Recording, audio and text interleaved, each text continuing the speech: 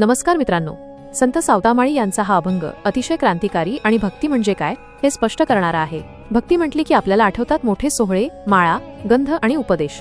पण वारकरी संप्रदायातील एक महान संत असे होऊन गेले ज्यांनी सांगितलं की मला तुमचं कोरडं ज्ञान नको आणि समाजात मिळणारा मानही नको। ते संत म्हणजे सावतामाळी। हा अभंग म्हणजे निव्वळ शब्द नाहीत, तर एका खऱ्या भक्ताचा देवाशी असलेला थेट संवाद आहे। बाह्य डामडौलाला नकार सावता महाराज म्हणतात, देवा, मला तुझं ते पांडित्यपूर्ण ज्ञान नकोय ज्याने अहंकार वाढतो। मला समाजात मिळणारा मानसन्मानही नकोय।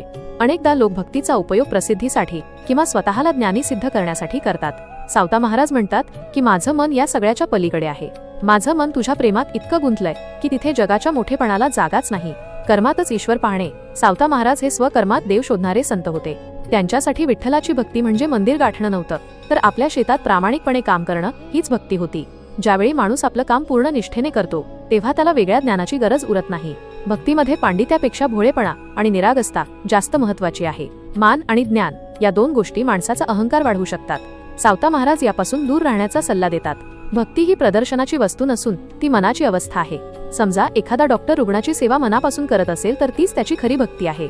जर तो डॉक्टर फक्त मी खूप मोठा तज्ञ आहे, ज्ञान किंवा मला मोठा पुरस्कार मिळावा, मान यासाठी काम करत असेल तर तिथे सेवा उरत नाही। सावता महाराज नेमके हेच सांगतात, तुमचं काम, कर्तव्य अशा रीतीने करा की देव तुमच्या कामातच प्रकट होईल।